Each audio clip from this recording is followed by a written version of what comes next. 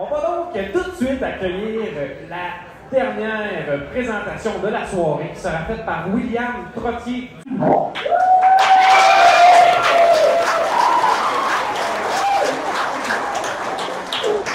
Vous avez hâte, hein? Ça sera très long, je finis vite. Le titre de la présentation sera L'attachement, un long fleuve tranquille. Et William est étudiant au doctorat en psychologie à l'UQTR sous la supervision de Hermione Bussière et Chantal C. Et son projet de thèse porte sur l'attachement des enfants autistes, plus particulièrement le lien de confiance qui unit les enfants autistes à leurs parents. Vous pouvez accueillir William de façon chaleureuse.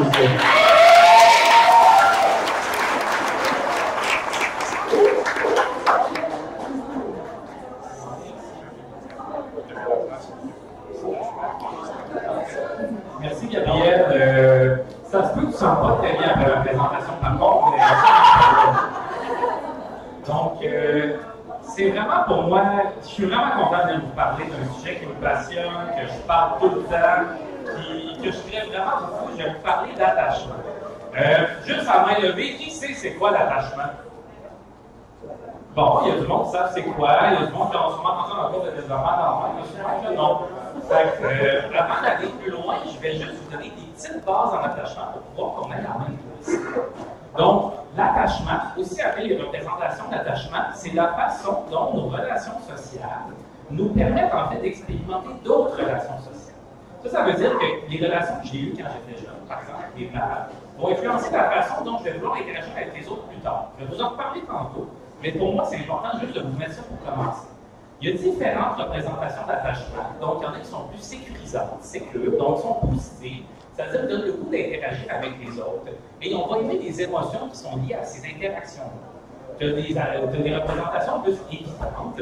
Ces représentations-là, ben, on n'est pas beaucoup d'émotions. Quand on voit quelqu'un est comme tout moche ou vraiment trop émotif, on va s'en tenir loin. Tu as des représentations plus préoccupées, anxieuses, ou que ceux-là, ben, on va aimer ça être en contact avec les autres, mais ça va vraiment nous stresser parce que les autres sont vraiment désagréables, stressants, ils ne sont pas prévisibles. Finalement, tu as des organismes qu'on va mélanger tout ça ensemble et on ne saura pas comment se positionner face aux relations sociales. Il y en a qui savent déjà ça probablement. Ça, c'est un peu du réchauffé pour tous ceux qui ont suivi un cours de développement d'enfants. Ce que vous savez peut-être pas, c'est que les représentations d'attachement, ils vont évoluer avec l'âge et les façons qu'ils vont évoluer vont être différentes. Lorsqu'on est un bébé, lorsqu'on est un très petit enfant, dans 3 5 ans, on va évaluer ça en fait avec une séparation avec maman. Puis on va dire, quand tu réagis de telle façon que maman, on va te donner un style, une représentation d'attachement. Là, quand tu vieillis à 9 ans, ben maman s'en va, tu t'en fous, tu es rendu un grand garçon. Fait que là, on va l'évaluer d'une autre façon, puis on va te demander de raconter des histoires avec des Playmobil. Puis ce que tu vas répondre à la fin des histoires que tu vas compléter, c'est le même qu'on va évaluer tes représentations d'attachement. Et quand tu deviens un adulte, ben là, je vais avec des Playmobil, donc ça fait qu'il y a encore ça.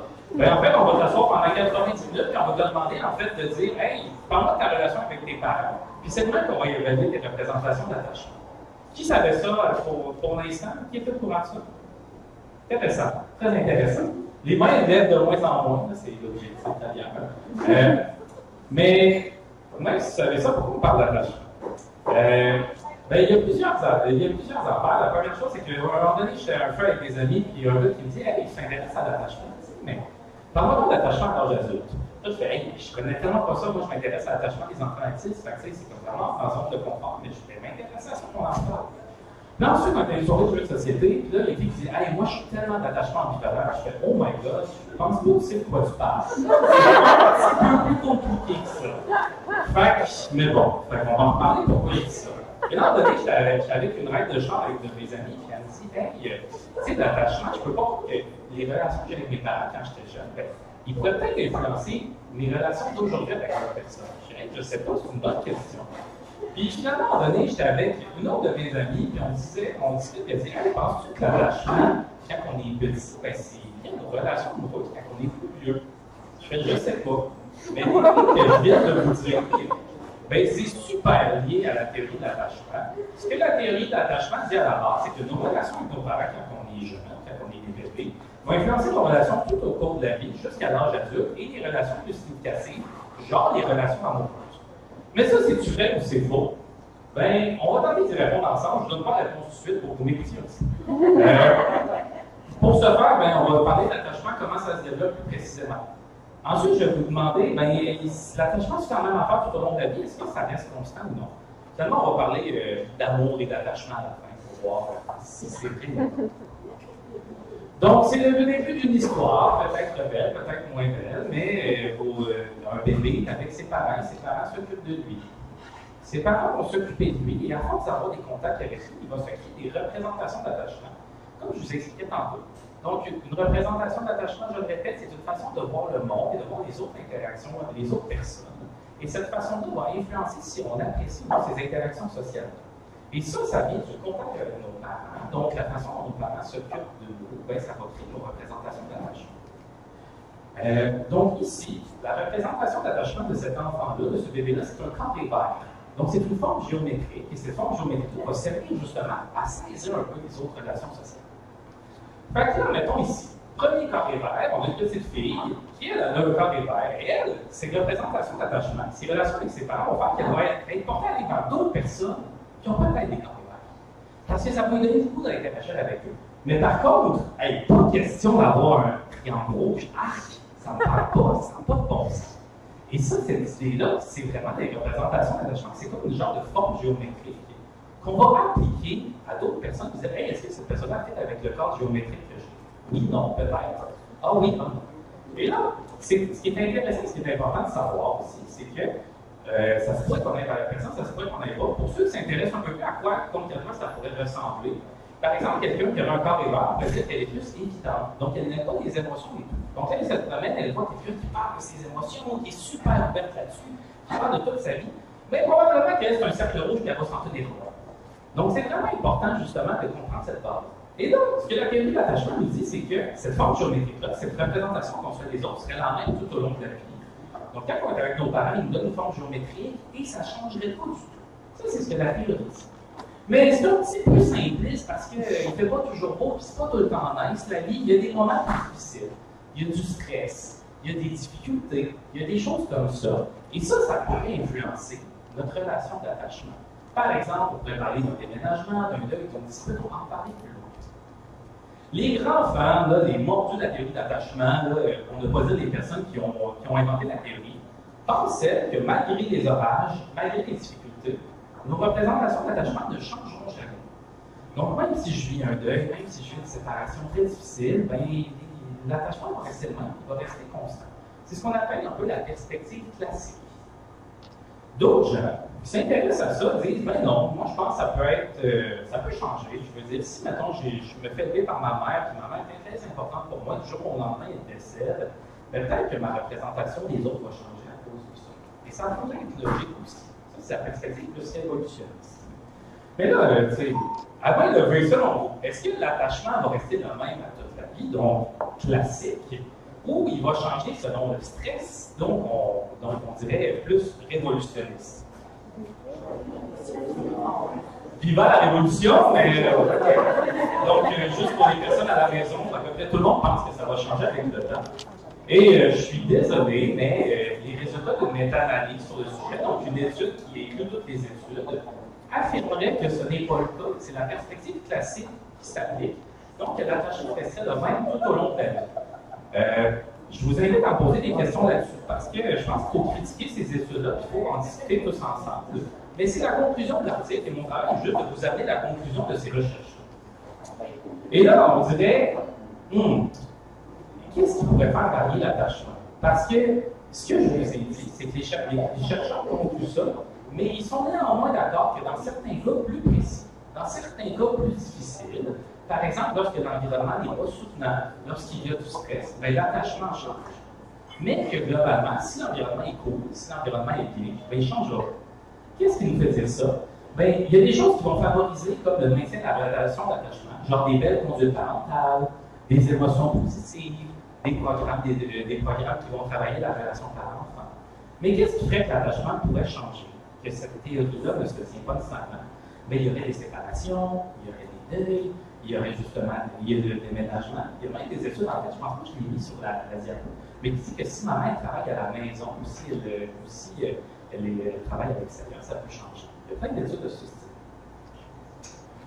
Puis là, une autre chose qu'on dit souvent, c'est que, oui, c'est quoi mon style d'attachement? Là, je fais, ben, je sais pas, là, c'est pas moi de répondre à ça. Puis là, je leur dis pas non plus, hey, va sur Google, va faire un quiz de 15 minutes pour savoir c'est quoi ton questionnaire d'attachement, ton style d'attachement, c'est bien plus compliqué que ça. L'attachement, c'est comme je le disais tantôt, à notre âge, ça s'évalue avec les emplois de 90 minutes, puis c'est quelqu'un d'autre qui l'évalue, c'est plus compliqué que ça. Puis si vous regardez, le dernier, c'est quel est votre type d'attachement amoureux? Fait que là, il y en a qui vont dire, hey, l'attachement et l'amour, c'est exactement la même chose. Mais je vais vous dire, les amis, c'est pas la même affaire. Petit tableau assez simple ici, je vous explique. Donc, la photo qui est avec notre petit bonhomme aux cheveux bruns, ça, c'est les corrélations qu'on a pour la stabilité d'attachement. Ce que ça veut dire de façon plus claire, c'est le lien qui existerait entre l'attachement quand je suis un bébé et l'attachement à l'âge adulte.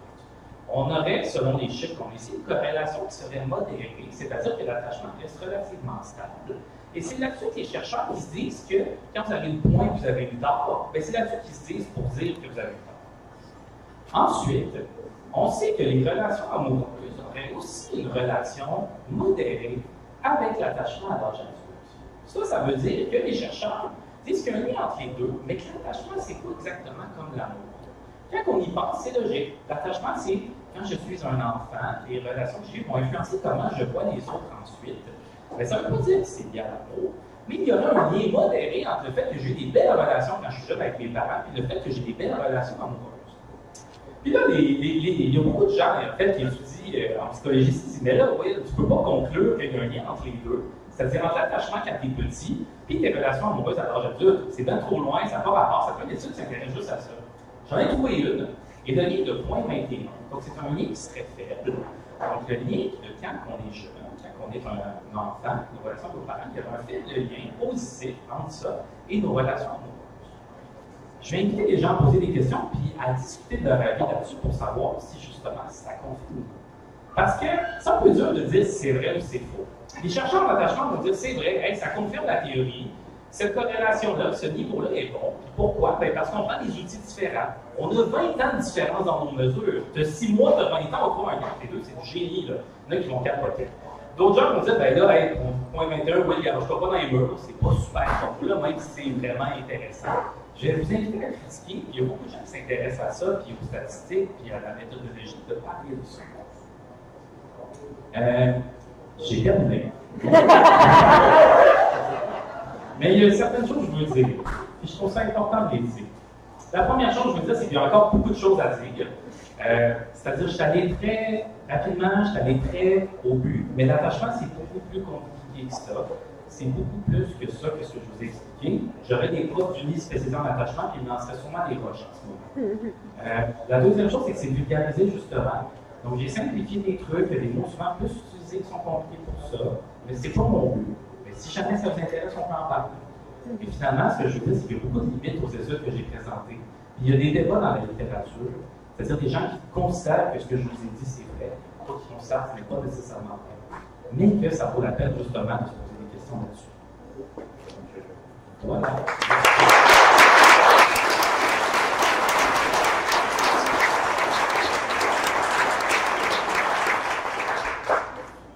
Oui. Un lien d'attachement positif, ça a un effet sur le développement. Mais si à la base, il y a un lien d'attachement qui est négatif, est-ce que ça se récupère? C'est une excellente question. Donc, pour ceux à la maison, on demande de savoir, est-ce que c'est un lien d'attachement négatif? Est-ce que c'est possible de le rendre positif pour aller chercher des bienfaits sur le développement? Et la réponse, c'est oui. Dans le laboratoire dans lequel je fais mes études, il y a des programmes qu'on appelle l'intervention relationnelle. On travaille la relation d'attachement parent-enfant pour justement rendre cette relation-là plus positive et aller chercher des bienfaits positifs envers le développement. Il y a beaucoup d'études sur ce sujet-là, c'est très populaire au Québec, ce style d'études. Est-ce que ça répond? Oui, Yasser.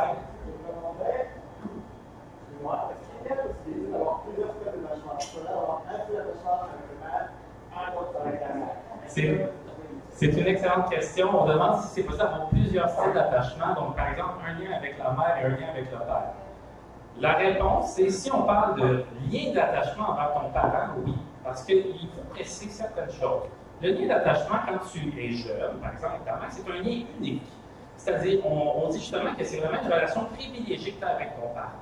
Donc oui, c'est possible, par exemple, d'avoir un attachement ultra sécure avec ta mère, puis désorganisé avec ton père, dépendamment de comment ils sont avec toi. Néanmoins, l'interaction de tes relations avec les parents va faire que tu vas intérioriser la forme géométrique que je t'ai dit, et ça va être un peu le mélange des deux qui va créer tes représentations d'attachement. Donc la nuance, elle est très très petite, mais extrêmement importante pour qu'on fasse la différence entre un lien d'attachement et une représentation d'attachement. Est-ce que c'est clair? OK. Oui, Catherine?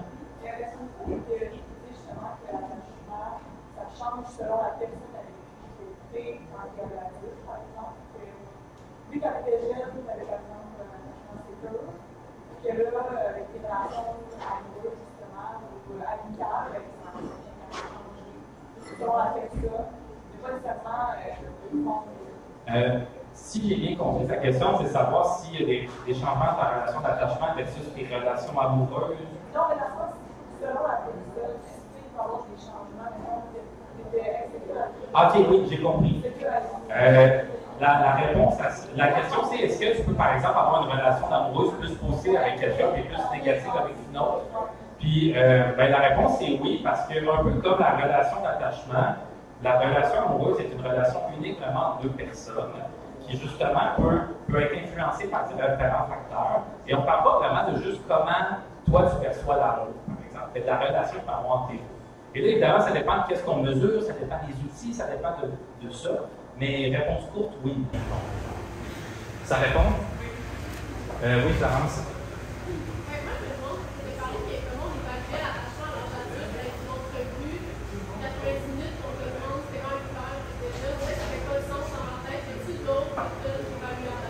Donc, il y a d'autres méthodes à l'âge adulte. La méthode que je vous ai dit, c'est la procédure étalon, c'est-à-dire c'est la meilleure procédure qu'on a pour évaluer ça. Et je t'explique pourquoi ça ne fait pas de sens, mais je vais essayer de rendre du sens à ça. On va évaluer dans cette entrevue-là différents facteurs par rapport à l'attachement. Et un des facteurs qu'on va évaluer, c'est l'idéalisation et le déni, d'accord? Donc, par exemple, une personne qui aura un attachement évident, c'est-à-dire qu'il n'a pas nécessairement des belles relations avec ses parents, va dire, l'intervieweur va demander « Hey, comment c'était avec tes parents? »« Ah, c'était nice. Il était gentil avec moi. » Et là, après, il va demander « OK, donne-moi un exemple de ça. » Et là, souvent, les personnes avec un attachement évident ne sont pas capables de répondre « Ah, je m'en souviens pas. Ah, je m'en souviens pas, mais c'était nice. » Donc, il y a une analyse qui est faite du discours de la personne, de la cohérence en ce qu'elle dit. Quelqu'un qui a une belle enfance, qui est vraiment du plaisir avec ses parents, c'est capable de dire des bons moments. D'aller au parc, ils sont venus me voir jouer au soccer, des choses comme ça. Mais si c'est pas le cas, ils vont l'amener plus vers l'évitement. Donc, il y a comme une analyse du discours qui est effectuée, puis c'est pas juste les processus conscients, mais certains aspects inconscients de la personne qui sont évalués là-dedans. Je ne sais pas si ça aide, là. Oui, mais est-ce qu'on s'intéresse aussi aux relations actuelles pour évaluer le style d'attachement, pas juste dans ce que la personne se souvient de son enfance? Je ne connais pas. Florence demande si on utilise assez ça pour savoir si on évalue d'autres choses en relation d'attachement. Je ne suis pas assez au courant de ça pour répondre malheureusement. Oui, Catherine? J'avais une question par rapport à la méta-analyse. C'est souvent plus évolutionniste, plus classique. J'en ai deux. La première, c'est est-ce que c'est la seule méta-analyse qui portait sur ce sujet? La seconde, c'est est-ce qu'il semble qu'on ne peut pas avoir un biais de compréhension au fait que, dans le fond, les études qui sont plus classiques, sont étudiées depuis plus longtemps, ils montrent des résultats significatifs. J'aimerais t'entendre là-dessus. Catherine demande si la méta-analyse que j'ai discutée est la seule sur le sujet. Réponse courte, oui. Et Catherine me demande s'il peut avoir un effet, en fait, de cette des études qui sont publiées sur les résultats de cette méta-analyse. Je suis vraiment content que tu poses la question parce que j'ai beaucoup hésité à en parler. Puis moi, je crois que oui. En attachement, puis dans beaucoup d'autres domaines, on a un problème qu'on s'appelle la malédiction du gagnant ou de winner curse. Ce problème-là, en fait, c'est que on publie juste les résultats qui sont favorables ou qui démontrent un peu qu'il existe quelque chose. Et tous les résultats qu'on démontre qui n'existent pas nécessairement ce qu'on a dit ne sont pas nécessairement publiés. Ce style d'étude-là est vraiment influencé par ça. Ça veut dire que, par exemple, on aurait une étude qui dit qu'il n'y a pas de lien entre l'attachement des enfants et des adultes. On ne la publierait pas parce que ça ne démontre pas nécessairement ce qu'on veut. Ça fait qu'on parle beaucoup de données et on parle beaucoup d'informations par rapport à ça.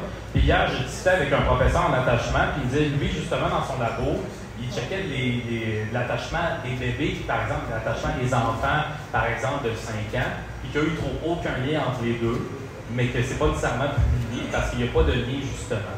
Fait que vraiment un gros effet, justement, de ça. Ça fait partie des critiques envers la méta-analyse que je vous ai parlé. Merci beaucoup pour votre écoute et vos questions.